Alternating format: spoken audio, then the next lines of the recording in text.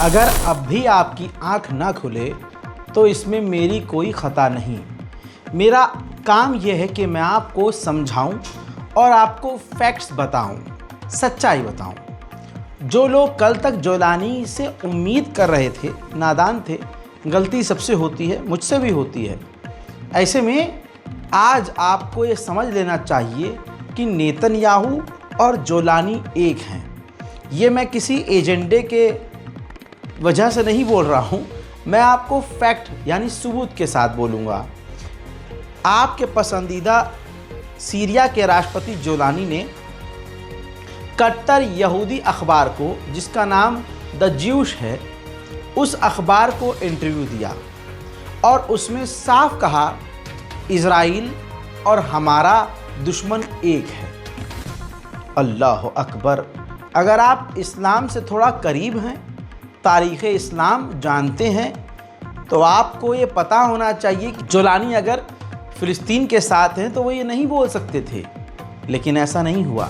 जोलानी ने कहा कि इज़राइल और हमारा दुश्मन एक है और हम चाहें तो मिलकर इलाके की सिक्योरिटी में बड़ा अहम किरदार निभा सकते हैं। इसके बहुत मायने हैं। यानी जोलानी कह रहे हैं कि हम इज़राइल से अलग नहीं हैं, इज़राइल को जो डर है हमें भी है, इलाके की सेफ्टी के लिए, इज़राइल की सेफ्टी के लिए हम भी काम कर सकते हैं। जोलानी ने आगे ये कहा कि हमारे मुल्क में जो एक झुंड है वो एक प्यादा नहीं है। द्रूज कम्युनिटी सीरिया की है और वो ज़मीन उनकी है, उनको इस्तेमाल नहीं किया जा सकता। और ये जो टिट फॉर टैट चल रहा है कि इज़राइल हम पर हमला करे, हम उन पर हमला करें, हालांकि जोलानी ने एक भी हमला इज़राइल पर नहीं किया, लेकिन इज़राइल को ये मनाते हुए, लोलो पोचो करते हुए जोलानी ने कहा कि दोनों को मिलकर एक दूसरे की शांति का और दूसरों पर हमला ना करने का ख्याल करना होगा। कोई भी देश सेफ नहीं होता अगर उसके आसमान में डर हो, आसमान से अगर उस पर हमले हो रहे हों। आखिर की 2-3 बातें तो चलो हम मानते हैं उन्होंने बैलेंस करने के लिए कही, लेकिन उन्होंने फिर से रिपीट किया कि इज़राइल और हमारा मकसद एक है। बाकी अगर आप इस्लाम से करीब हैं तो आपको समझ में आ गया होगा कि जोलानी आपके, हमारे हैं या किसी और के। अगर मैं आपसे सिंपल सवाल करूं कि दुनिया का सबसे बड़ा आतंकी संगठन कौन सा है, तो आप बेझिझक बोलेंगे कि ISIS यानी दाइश संगठन दुनिया का सबसे ख़तरनाक आतंकी संगठन है। इसका इस्लाम से कोई लेना देना नहीं है, लेकिन इस्लाम का नाम इस्तेमाल करके इस संगठन ने इस्लाम को बदनाम किया है। अब जोलानी का इतिहास अगर आप देखेंगे तो जोलानी खुद अल-कायदा के हेड रह चुके हैं, लेकिन आज जब वही अल-कायदा का हेड सीरिया का राष्ट्रपति बन गया है, तो अब अमेरिका ने उस जोलानी, इनामी जोलानी के सर के ऊपर से $10 लाख का इनाम भी हटा दिया और अब वो सीरिया के राष्ट्रपति हैं। लेकिन अब जब वो सीरिया का राष्ट्रपति जोलानी चारों तरफ फेमस हो रहा है, तो तस्वीर देखिए, उसी के मुल्क सीरिया के अंदर उसकी सरकार में दाइश संगठन ISIS का जो झंडा है वो खुले में बिक रहा है। जो दूसरे देश के झंडे हैं उसकी तो बात ही नहीं कर रहा, वो तो देश हैं, लेकिन एक आतंकी संगठन का झंडा खुलेआम बड़े प्यार से वो बेचकर जोलानी इशारा कर रहा है कि वो ISIS दाइश संगठन के साथ है। एक बात बहुत कड़वी बोल दूं यहाँ पर, आदत से मजबूर हूँ। जोलानी को अरब देश और दूसरे देश सपोर्ट ही इसलिए कर रहे हैं क्योंकि जोलानी एंटी ईरान है, ईरान के ख़िलाफ़ है, इस वजह से उसको सपोर्ट मिल रहा है। अब कुवैत के दौरे पर जोलानी जाने वाले हैं और कुवैत से भी काफ़ी मोटी डील वो कर सकते हैं। ठीक ऐसे ही सऊदी अरब के विदेश मंत्री सीरिया पहुँचे। सीरिया की गवर्नमेंट अथॉरिटी से उन्होंने मुलाकात की, ऐलान किया कि हम सीरिया को डेवलप करने में, सीरिया को दोबारा से बनाने में हम मदद करेंगे। वहीं जोलानी के मिनिस्टर ने कंफर्म भी कर दिया है कि हम डायरेक्ट एक रास्ते से इज़राइल से बात कर रहे हैं। कुछ भी अब आपके पास नहीं है मेरे दोस्तों कि आप आड़े टेढ़े रास्ते से जोलानी को सपोर्ट करें। अब आप खुलकर सामने आ जाइए कि आप ईरान के ख़िलाफ़ में इतना हो गए हैं कि आप अब इस्लाम के दुश्मनों को अपना नेता मानकर उसको सपोर्ट कर रहे हैं। माजरत के साथ ये बात बोलना ज़रूरी थी। वहीं ये तस्वीर देख लीजिए, इजराइल ने लेबनान पर हमले जारी रखे हैं। आज फिर हमला किया जिसमें एक लेबनीज़ की मौत हुई और कई घायल हैं। इंफ्रास्ट्रक्चर का नुकसान हो चुका है, हो रहा है, और इजराइल ये सब तब कर रहा है जब वो दावा करता है कि लेबनान और इजराइल का सीज़ फायर है। उधर लेबनान के प्रधानमंत्री ने कहा कि इजराइल के साथ नॉर्मलाइजेशन मुमकिन है, लेकिन 2 स्टेट सॉल्यूशन होने के बाद। ईरान ने सख्ती बरतते हुए एक और ईरानी नागरिक को दे दनादन फांसी पर आनन फानन लटका दिया।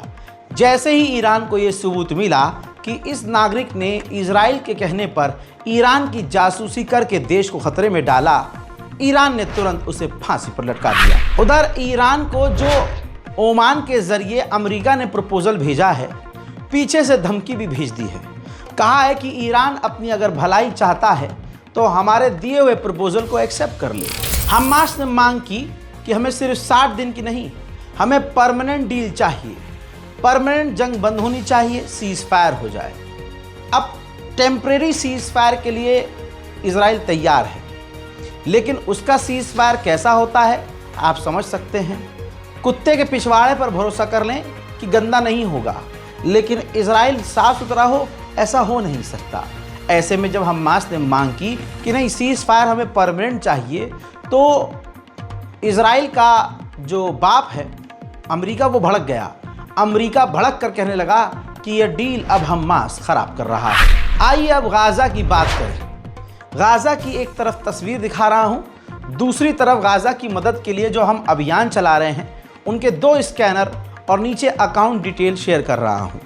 एक तरफ तस्वीर में आप देख रहे हैं गाज़ा में अभी भी भुखमरी इस प्रकार है कि एक महिला को दान में जब आटा मिला और खींचम तानी में जब वो आटा गिर गया तो गरीबी और भुखमरी ये है कि ज़मीन पर गिरे हुए आटे को वो औरत समेट रही है। इससे लाचारी, गाज़ा की बेबसी और दुखदाई हालात हम समझ सकते हैं। बाजू में दिए हुए बार कोड में अगर दोनों कोड में कोई भी कोड काम कर रहा है तो आप उस पर मदद भेज सकते हैं। हमने कुछ मदद गाज़ा भेजी है और आगे भी हमारा अभियान जारी रहेगा कि इस वक्त जब सबसे ज़्यादा गाज़ा को मदद की ज़रूरत है तो हम कुछ कर तो नहीं सकते, लेकिन समंदर में एक कतरा अगर डाल दें तो हमारे दिल को सुकून ज़रूर मिलेगा। हज़रात, उधर फ़िलिस्तीन के वेस्ट बैंक के इलाकों में और दूसरे इलाकों में 1967 के बाद अरब देश की पहली बार डेलीगेशन जाने वाली थी। अरब देशों ने संडे को वहां पहुंचने का यानी आज पहुंचने का इरादा कर लिया था, लेकिन इजराइल की गवर्नमेंट ने पूरी ताकत लगाई और अरब देशों के विजिट को ब्लॉक कर दिया।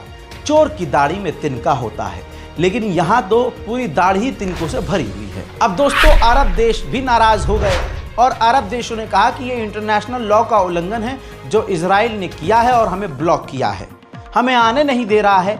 ये सरासर गलत है। अरब देश इतने जलील हैं कि उनको पता है कि इजराइल आने नहीं देगा, तो तुम्हें तो अपनी पूरी ताकत का इस्तेमाल करना चाहिए था। दूसरी तरफ वो अरब देश जिन्होंने इजराइल से नॉर्मलाइजेशन किया है, अभी के अभी उन लोगों को, उन देशों को इजराइल से संबंध तोड़ लेने चाहिए, लेकिन अरब देशों में इतना दम नहीं है। गज़ा पर लगातार बमबारी जारी है। ये एक फ़िलिस्तीनी डॉक्टर थी जो गाज़ा में मदद कर रही थी, इलाज कर रही थी। इजराइल ने इनको टारगेट किया, बमबारी की और कत्ल कर दिया। इसी तरह से ये नौजवान एक फ़िलिस्तीनी पत्रकार था, इजराइल ने टारगेट किया, बमबारी की और उनको शहीद कर दिया। इजराइल की बमबारी के 90% हम मंजर आपको नहीं दिखा रहे हैं, लेकिन दूर से रिकॉर्ड किया गया ये मंजर आप देखकर समझ सकते हैं कि इजराइल अभी भी हर 2 घंटे में इस तरह के बमबारी करके गाज़ा में क्या कर रहा है और गज़ा के लोगों की हालत क्या हो रही है। चिली ने इजराइल के खिलाफ अपना भारी कदम उठाया।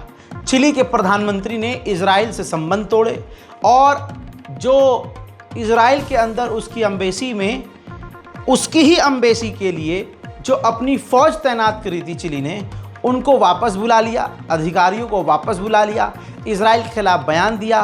तो इजराइल तो बाद में अमेरिका पहले भड़क गया और अब अमेरिका चिली पर पाबंदी लगाने की तैयारी कर रहा है। गज्जा से ताज़ा जानकारी अब यह है कि यूरोप के जो अस्पताल हैं, यूरोप की फंडिंग से जो अस्पताल गज्जा में चलते हैं गरीबों के लिए, अब इजराइल की सेना ने अपने हथियारों, टैंकरों और आर्म व्हीकल से उन यूरोपियन हॉस्पिटल्स को घेरा हुआ है और कभी भी और पूरी खबर आ सकती है। फिलिस्तीन के इलाके से कुछ लोग हज करने के लिए मक्का रवाना हो रहे थे।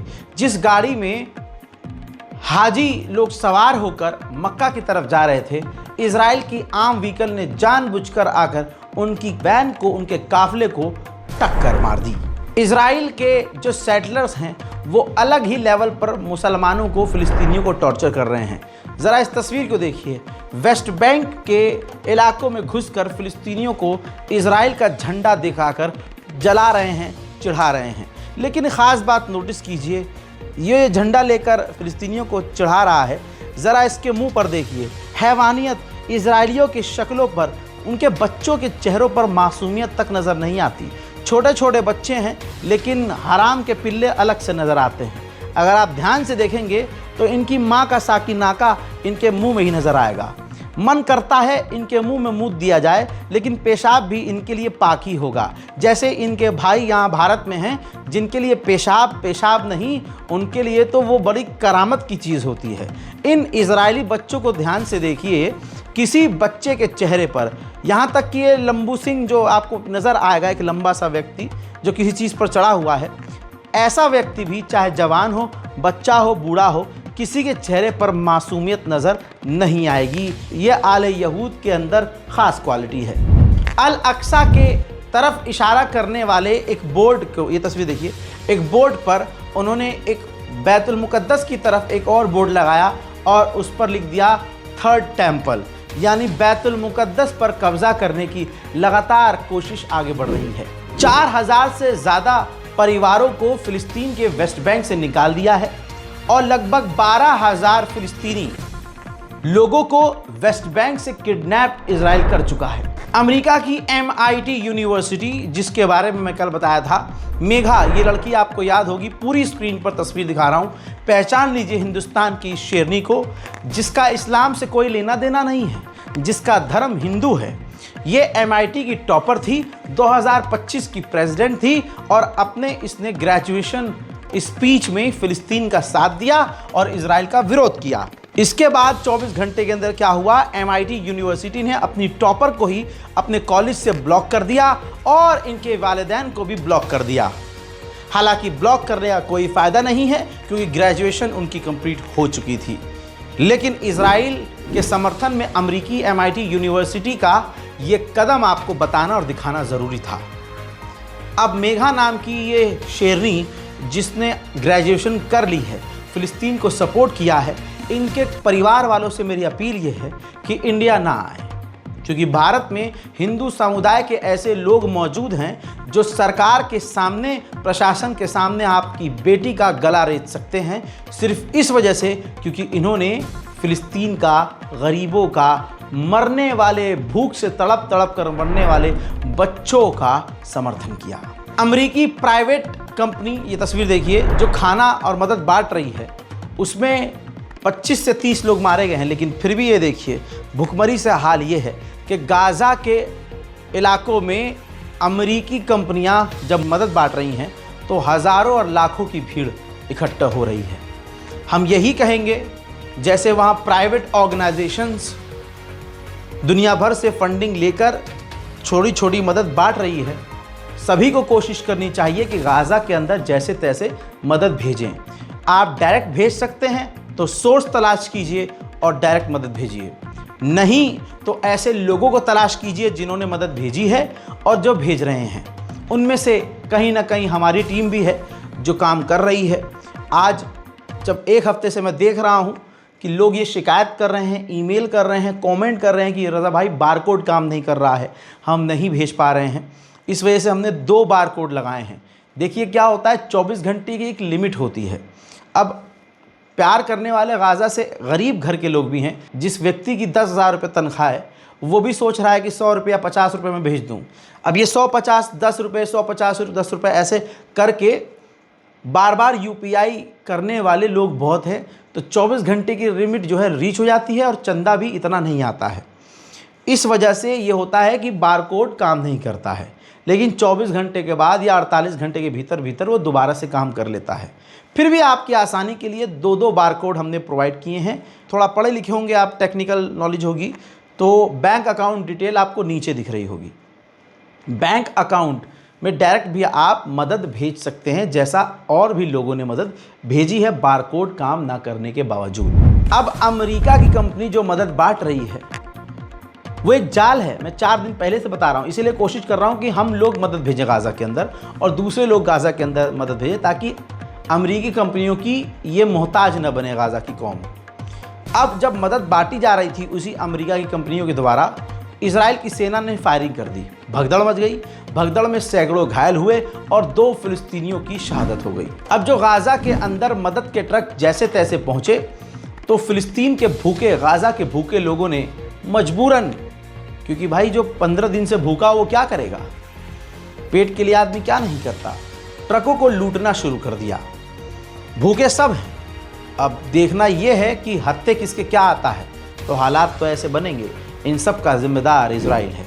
UNRWA ने खुद कहा है, जिस तरह से गाज़ा के अंदर अमेरिका मदद बांट रहा है, ये उनकी भुखमरी का, गरीबी का और वहाँ की सिचुएशन का मजाक उड़ाना जैसा ही है। महज ये मदद नहीं बांटी जा रही है, ये उनकी लाचारी का मजाक उड़ाया जा रहा है। अब जो पावरफुल लोग हैं वही पावर का इस्तेमाल कर रहे हैं, वरना दुनिया एक तरफ से गाज़ा के साथ खड़ी है।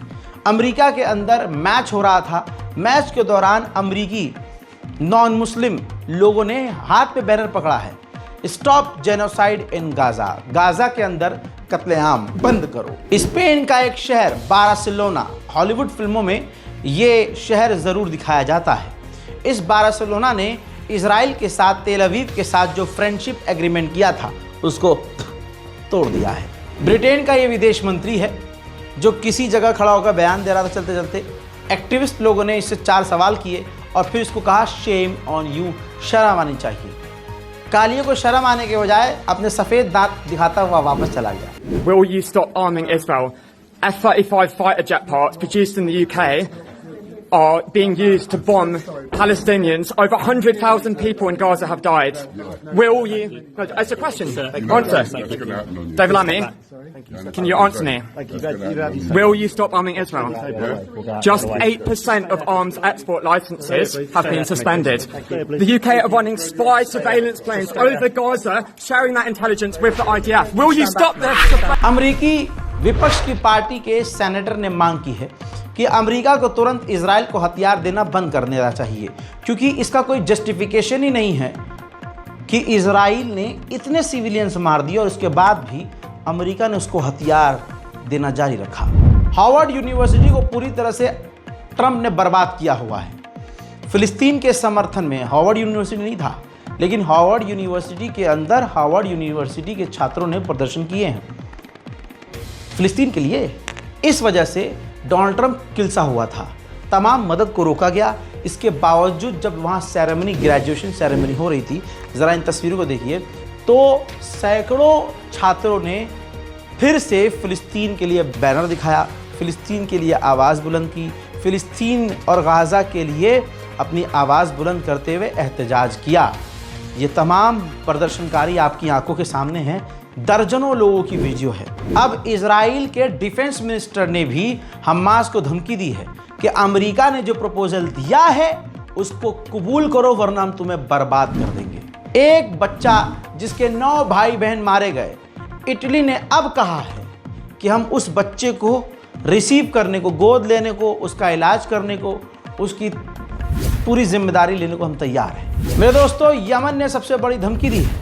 यमन ने कहा है जो विदेशी इन्वेस्टर्स इजराइल के अंदर रह रहे हैं, जल्द से जल्द वो इजराइल छोड़ दें।